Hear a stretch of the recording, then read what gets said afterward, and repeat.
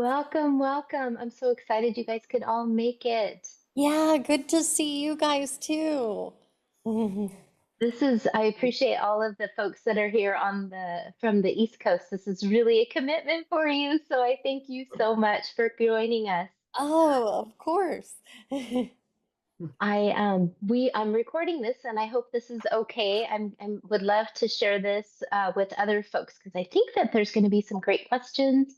We have some other doulas on the call, so I'd love to ask you guys some questions and see if you have answers to some of the questions that we've already put on paper. But really, we want to open it up to see if anyone has any additional questions or kind of how do we navigate this world of death and dying. And I love that Charla has some monkey in the bed jumping.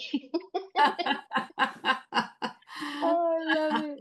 I love it. I love it. So Sorry, you, she's just no, okay. I love it. I love it. We always love that energy. Did a walk this morning, and oh my gosh, there were so many babies and strollers and kiddos and dogs. It's always so fun. So good. Hey, Delia, thanks for coming. Oh my gosh, good to see you. So I think we'll get started.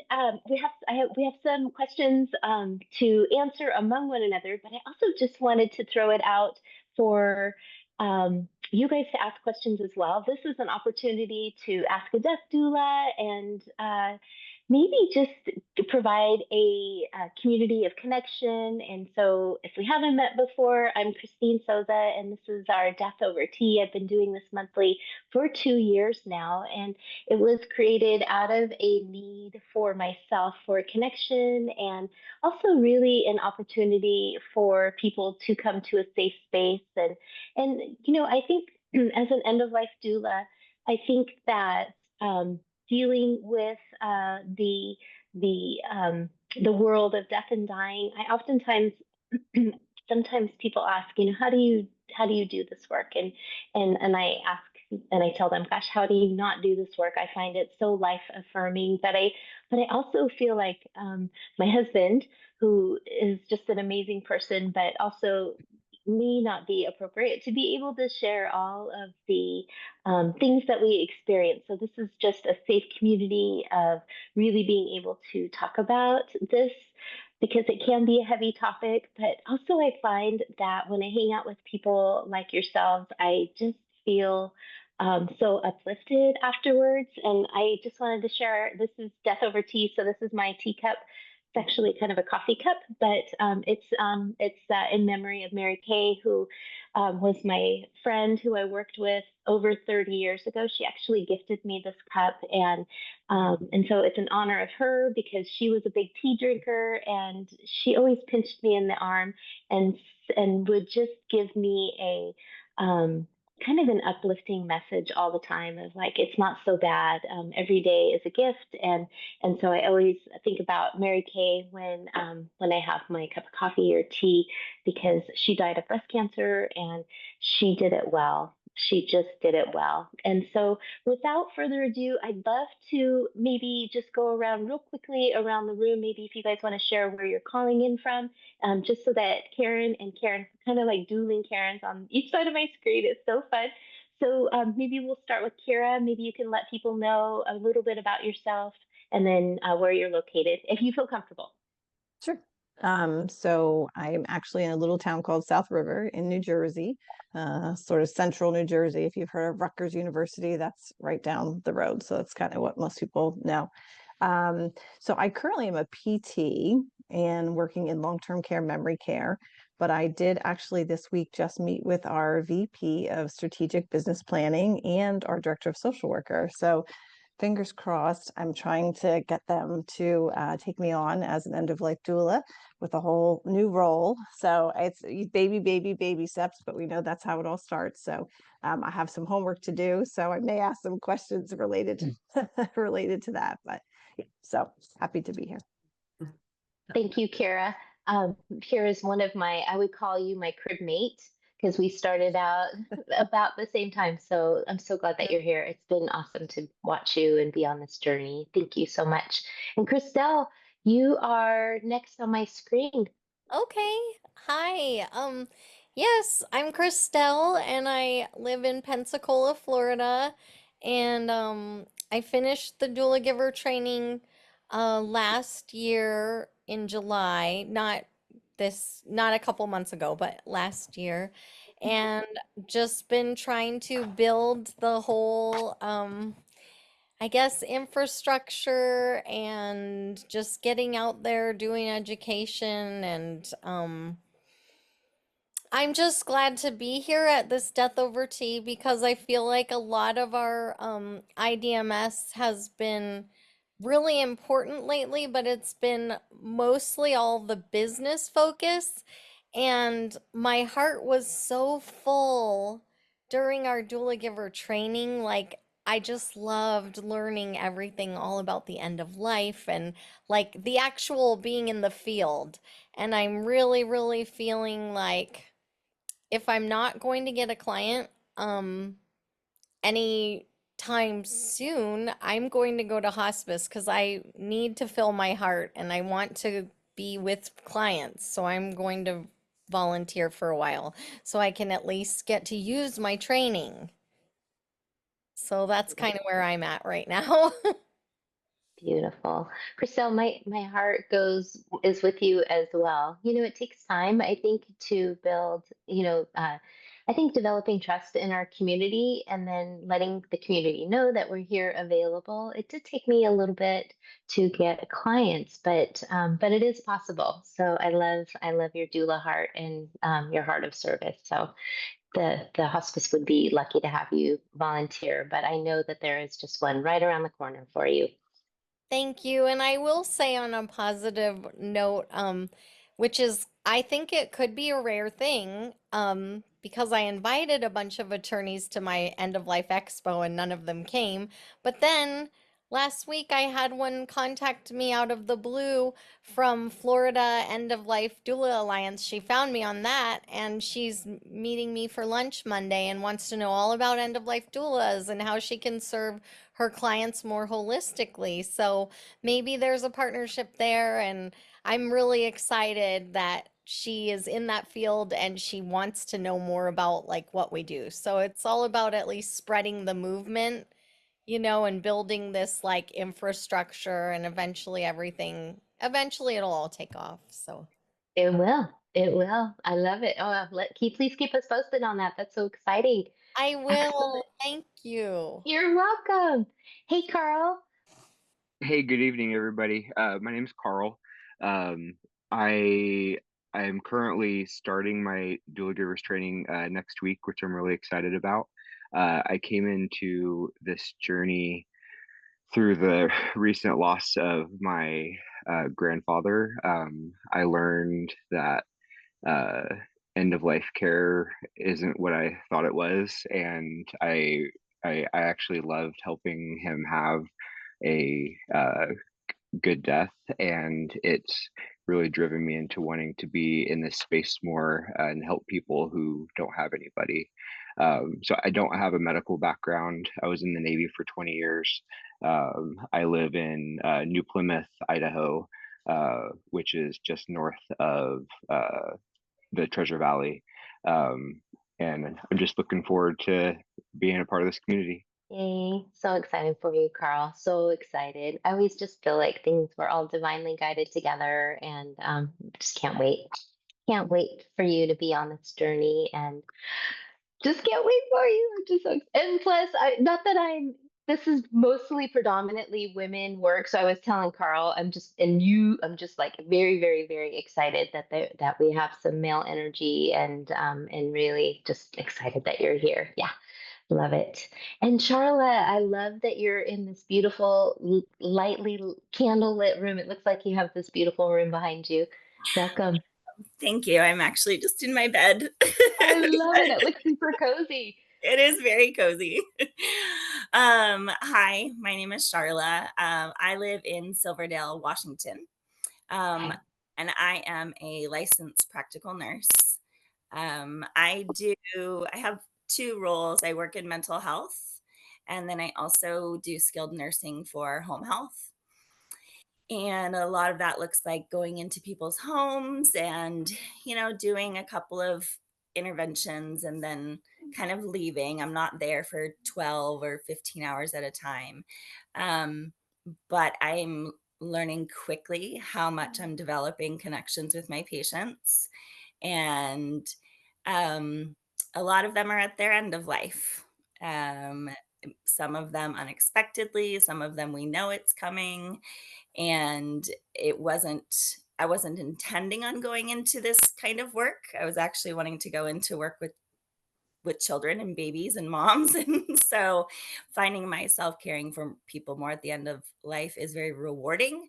But I also am finding that I need to educate myself more, and I want to be able to be a better presence for my patients. Some of the tasks that I have are to talk about their end of life with them, and that's really scary to me. So I just want to learn more, and I figured this is a good place to start. Yeah. And how did you find the Death Over Tea? I'm trying to. Carl. Carl. Oh, yay. Thank you, Carl. Yeah. Awesome. Awesome. Well, I'm an LPN too, so thank you for the Oh, work that you're wonderful. doing. Yes, Yeah. Yeah. thank you. You too. Oh my gosh, that's amazing. Well, welcome. I'm so glad that you're here. You're Thank you. welcome. Hey, Delia, you're next on my screen. Good to see you. We're just, Hi, everybody. hi, go ahead. Glad to see everyone. And I do have an LVN background. However, the last 10 years, I've been doing alternative holistic therapies, running a business for my mentor, who has since passed away. And that's what led me into becoming a certified end of life doula. One of my clients in Alaska said, we talked about his death, and she said, why don't you look into that? And sure enough, I did. And I found that, you know, my heart is there to be with folks when they're transitioning and before, because I do want them to have a good death. I have to say that my experiences with my loved ones and friends, they haven't had a good experience, and I want to make that different. I want to start steering them towards what can be a beautiful memory and a beautiful way to say goodbye. So that's why I'm here, and I am so glad to see all of you, and I can't wait to hear what everyone else has to say. Thank you, Delia. And tell me, did you already say where you're located? Oh, sorry, of course not. I forgot. I'm in Beaumont, California today, and sometimes, generally, a couple times a month, I'm over in Arizona. Okay. Okay. Thank you so much, Delia. I love it. I love it. Oh my gosh, so exciting. Shannon, thank you so much for coming. We're just doing a little quick introduction. If you feel comfortable letting us know where you're from and what brings you into the space, thank you for joining us. If you feel comfortable, Jennifer Liberty, if you are able and interested. Oh, hi. Can you hear me? I can hear you. Can't see you, but I can hear you. Yeah, I'm still learning all of this. That's okay. It's good to be back. And hi, Christine and Karen. And this is going to be just a fabulous evening with you guys. Anyway, I'm here in Boise, Idaho, and I became a doula giver or death doula just because I think it was part of my life's progression. I've been a counselor for 30 years and I retired, and retirement wasn't good during COVID. So I needed another direction, and I thought good and long about this. And so being a doula just seemed like the right fit. I'm currently volunteering with Doctors Hospice, enjoying it a lot, and can't wait, for those paying clients, but that will come. And so anyway, enough of me, and I'm just interested in hearing Karen and Karen today. And so I'll turn it over. Thanks. Thank you. Thank you so much, Jennifer. And just excited that you guys are all here. I thought maybe I'll just let you two ladies introduce yourselves. I have some amazing, I would, amazing individuals and my friends. Actually, Karen Hunt is in California, and then Karen Midlo, who is also in Boise with me, but she's actually in Texas. So, Karen Hunt, maybe let's start with you. Maybe if you want to introduce yourself and say a little bit about yourself. Okay. Hi, Thank everybody. you. Yeah, I'm Karen, and I've been a nurse for a long time, and I actually started out as an LPN. They don't call them LPNs here in California, they call them LVNs, licensed vocational nurses. But I started out as an LPN. I was an LPN for many years, and I started out in med surg like everybody does. Then I went to labor and delivery, and then I wound up in hospice. So I did one end and then I went to the other end. And so I've been an end of life doula now for 3 years. It'll be 3 years in December.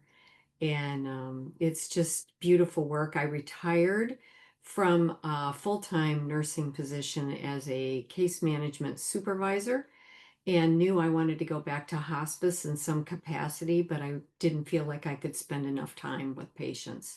So when I found out about doulas, I was like, "What's that?" And so I'm just so happy to be here, and yeah, it's lovely. And I'm in a little canyon. It's called Silverado Canyon in California, and it's like from the olden days. We all have different houses here, and it started out as a silver mining area.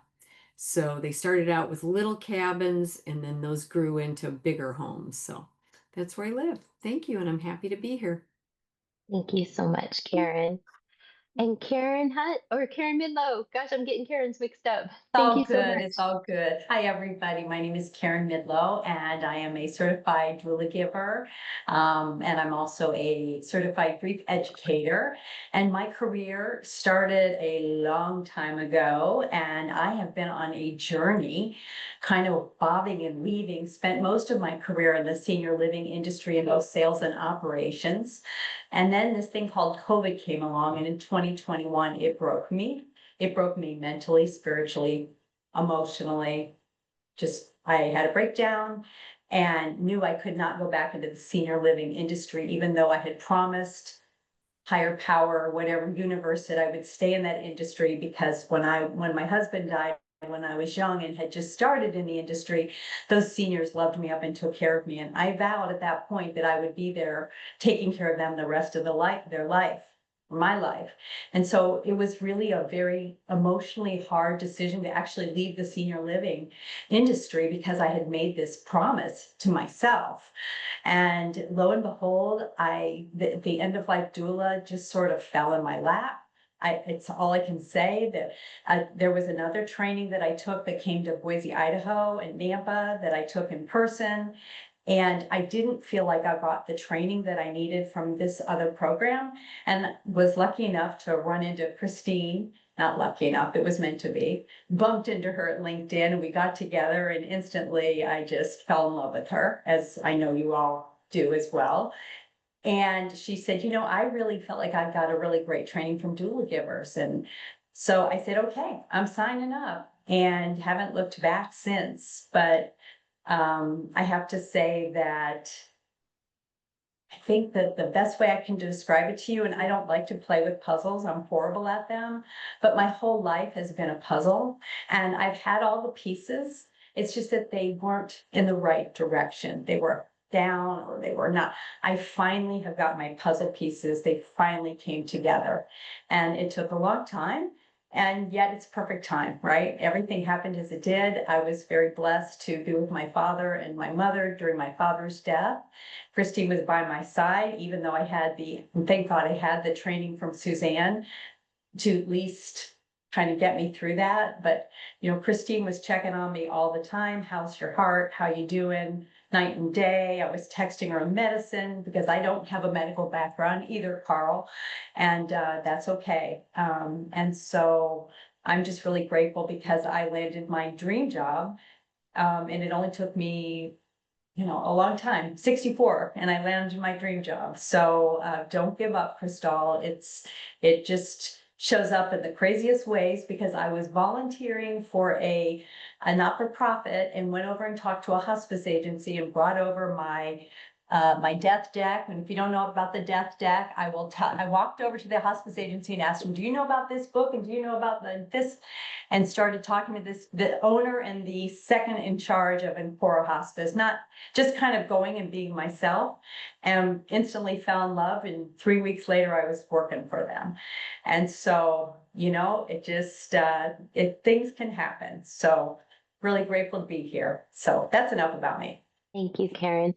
Gosh, I'm already crying. I don't know what it is when I get to this group. I just become so overwhelmed with people's stories and how we ended up here, and just the connections, and just seeing how, I think one of the gifts of being an end of life doula is, well, there's so many gifts, but really the gift of connection and just people that are just deeply called to this space. I was at a networking event yesterday or the day before, and they're like, how do you do this? And my mind is like, there is no other group of people that I have connected with in such a deep and meaningful way. And so I think we are all called to this space for a very specific reason. So thank you, Karen, so much. I'm going to ask Shannon. Shannon hopped back on. If you're able to come on camera or just let us know where you're calling in from. It's so nice to see you. Thank you for joining us, Shannon. Hi. Hi. I can't get my camera to work, That's and okay. I lost the internet on my phone. That's okay. Tonight I am calling in from Rye Beach, New Hampshire. So, I'm a new grad. I just graduated from the program in July? Is that when we all graduated? So I'm muddling through this slowly, just trying to figure it out. I did my first No One Dies Alone experience, and I left out of there just charged and so energized. And I'm like, this is where I need to be. Oh, that's my story. Thank you. Oh my gosh. Like who, it kind of reminds me, my son is a firefighter, and I think about, the firefighters go into the fire while the rest are like exiting the building, right? That's what we're told to do, to exit the building. And so in my mind, we are the ones going into the fire, and so it just takes a very special person to go into this space. And so just thank you guys so much. I am so excited that you're all here. Karen Hunt and I created a couple of questions, and we're just gonna kind of bounce questions. Karen Hunt and I were talking about, what are we gonna call this? And and Karen Midlo and I have talked about dueling doulas. So we're gonna kind of go ask questions back and forth, and then we'll actually have opportunities for you guys to ask questions. So first off, so maybe I'll ask the first question to either Karen. It's kind of a question that someone had asked me recently. Since we're most of us are in this space, or maybe just beginning, um, I'll just ask, maybe I'll ask Karen Midlo this question. When should a person begin working with a doula? That's kind of a question that I get asked a lot. I would say the minute you start thinking about it is the minute you should start working with a doula, because something in your heart is urging you, and we don't know what that is. I believe there's some kind of nudge when we get a nudge. And I think having the experience and being able to grow with somebody and spend time with them and get to know them is a wonderful, wonderful thing. And I think that as we are getting more and more doulas into our space, there's going to be choices to be made. And I think people are going to want to visit with the people, find out their philosophies, what they believe, and find the person that they connect with. And I think at the end of the day, having that time, it's never too soon. And you never know when your heart tells you, when do I need to find a doula? There's a reason your heart's telling you that. Start looking. It's not too soon. Yeah, thank you. Thank you, Karen. And let's see, Karen Hunt, do you want to ask one of your questions? Yeah, sure, that would be great. So one of my questions is, a doula's work involves navigating complex family dynamics and intense emotions. And sometimes what happens is family secrets come up. So how do you deal with that when family secrets come up and you're there and the family's there? How would you work through that with them? Because that is something that we're supposed to be doing, is helping with family conflicts and those kind of things. I don't want to answer that question. Are you asking me, you want me to answer how would I deal with family secrets? Yeah, How would please you- go ahead, whatever, Karen. yeah, sure. I think the first thing is before you can even really start talking about family secrets, there has to be trust developed. And that's the first thing, because those aren't even going to start coming out until there's some kind of level of trust. And I think that it's understanding and being able to maybe sometimes say, time out. I need to stop and think. I need to hear more. Tell me more. I think it's meeting people where they are.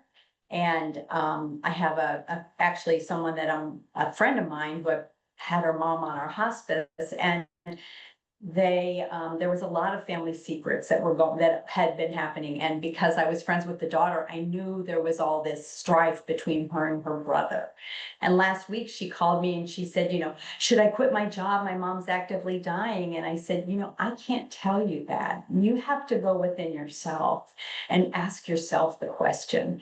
So back to difficult families, I think it's having the conversations, also knowing when to stop, take a pause, take a breath, but meeting people where they are and making sure that people feel safe and secure and trusted. And also being able to say, you know what, this feels like I need to stop today, and be able to put a pause on it.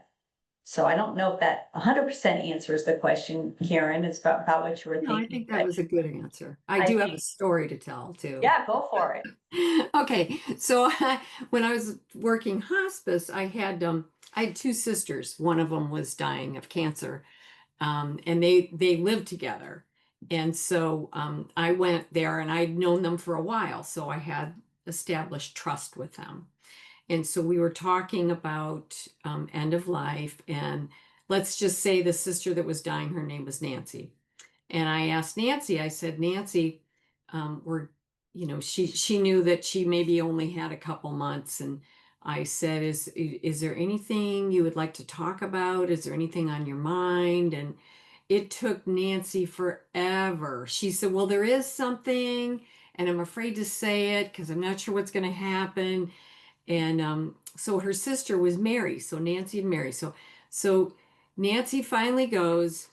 She tells a story about her and her sister who grew up in the middle of the country, and it was a one-room schoolhouse that they were in. And Nancy said that one day the teacher asked everybody to pull out a piece of paper and write down something, an essay or something. And the teacher was having them do that because she wanted to check the handwriting, because someone had written a nasty note in class. And the teacher had gotten that nasty note. I think it had bad words on it. And so Nancy was the one who wrote the note. But it was her sister Mary that got blamed for it.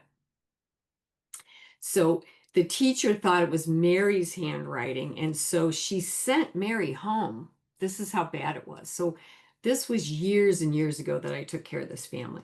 So Nancy was punished, not Nancy, I'm sorry, Mary was punished. And the teacher was very hard on her as well. So there's Nancy feeling so bad and saying, I needed to get this off my chest. I'm so sorry, Mary. I've been holding this in for years and years. And you know what Mary said? Mary said, I don't remember that at all. So, Nancy felt so much better. But see, I just sat there and I just listened. So one of the gifts that we give to our families is we allow them to trust us by listening to them and not trying to fix it. I didn't try to fix it, but Nancy was just so relieved, and I just thought it was so comical that Mary didn't even remember that. Karen, you bring up a great, this is something I tell myself all the time. Did you all know that listen and silent have the same letters? Mm-hmm. Yeah. Listen in silence have the same letters. And the other thing I use with families is, and I use this all the time, is, you know what? There's three sides to every story. There's your side, there's my side, and the truth. And because my glasses, my lenses are different than your lenses, we're seeing things totally different. And so we're never going to see them exactly the same. And so being able to talk about it and let it go, and yeah. Mm-hmm. I did also want to say that I was on a mission. It wasn't a mission. I had gone over on a pilgrimage to Yugoslavia in 1991, right as the war was breaking out. And I was an LPN, and somebody asked me what I wanted to do with my nursing. And I opened up my mouth, and hospice came out. I want to be a hospice nurse. I don't know where that came from. And then years later, I was learned about doula, what a doula was, and I was getting ready to go with another agency, but um, Christine was the one who got me involved in doula givers. So I just wanted to mention that. Thank you. Oh my gosh. Brings up such I think what your question reminded me of, Karen, was things things tend to bubble up, towards, I think when we're told we have the less time, it's like, oh my gosh, I thought I had time, and so just from personal experience with my loved ones, and then also just observing as hospice nurse and doula, all those unresolved things that we thought, oh, I'll deal with that later, they do have a tendency to bubble up, and so there's this urgency that can come up, like, oh my gosh, I need to tend to this loose end, or the other end of having unresolved issues is a gentleman I remember taking care of as a hospice nurse had obviously some unresolved issues, and I was on call. I was doing weekend on call hospice, and I walked in. His wife, it was a second. I don't know. It was obviously not his first marriage, but and there was this. He was moaning and moaning and moaning, and we could not get him comfortable, and I realized at that point that there was suffering beyond what medication could support this gentleman. I walked in the house and it was just cold. It was like 2 a.m, and there was the son, and then I think there was a daughter-in-law, and then the wife, and you could just feel the tension in the air, and I kept calling the on-call doctor, what can I do? I called the chaplain, I called the social worker, and they all shared with me this is suffering beyond what he is not in pain. He is having, suffering beyond what we can manage. And so I gave him enough pain medication. I kept giving him medication and waiting. Of course, you have to wait, which is a really painful time, waiting for the medications to take effect. And I was there for probably 3 or 4 hours. Finally, just told his son was just covering up his head with a pillow, and trying different things of ways that we can comfort him. And so it's such a good reminder. Your question, really brought up that in me of, like, we have an opportunity today to take care of all of those unresolved issues. And it really bears recognizing that, the forgiveness work that we can do today really will be helpful and meaningful. And I totally understand some things have been done that are unforgivable. Like, there are just some things, institutions and things that have happened um, are unforgivable. However, please consider forgiving anyway. And it's not for the other person or the institution, or it's really not for them. It's for your heart, because the amount of suffering that can occur at the end of life, I've witnessed it, and I don't wish that for everyone. So please consider doing your work now. If you're hanging on to something, please consider, doing some work around that. Getting some spiritual advisor, or counseling, or perhaps dipping your toes in doing that deep forgiveness work, because it truly will set you free. It will bubble up eventually. So So yeah, just encourage you as you continue on your journey of doing our own work, so that we can be prepared to do the work that we are called to do. Yeah, thank you so much. That was a great question. Yeah, Kara, go ahead. Yeah, as soon as she asked the question, the first thing that popped in my head too was the reminder, and I can hear Suzanne saying it, showing up with no judgment, open heart, and to serve the highest good. And I think if we kind of start there, that's just always such a good reminder to me, because we can easily get tangled into, making our own judgment, or siding with somebody based on, what they're kind of coming up with. And the other one that jumped out to me was just acknowledgement, right? Acknowledging how they're feeling. We're not going to side with either one, but each of them might need to hear that we're acknowledging their feelings, or how it's coming from them. So true. And and also remembering to just meet people where they're at and not where we wish them to be. That is something that I really have to check all of my stuff at the door. And some of these I have to remember too, that like their family issues didn't start the day that I walked in. Like this has been going on for years, right? So I'm not going to be able to fix that. I wish that for everyone, like let me help fix this. I'm probably not going to fix it, but I can hold space and just really be that sacred person, just to kind of help be that neutral party. 'Cause not going to be able to do that. Yeah, it's a dance. It's a dance, and sometimes truly you have to separate people. Sometimes you do have to be the mediator and all of that. Yeah. Yeah, Well, I liked what you said, Kira and Christine, because I learned a long time ago, we bury our feelings, but we bury them alive.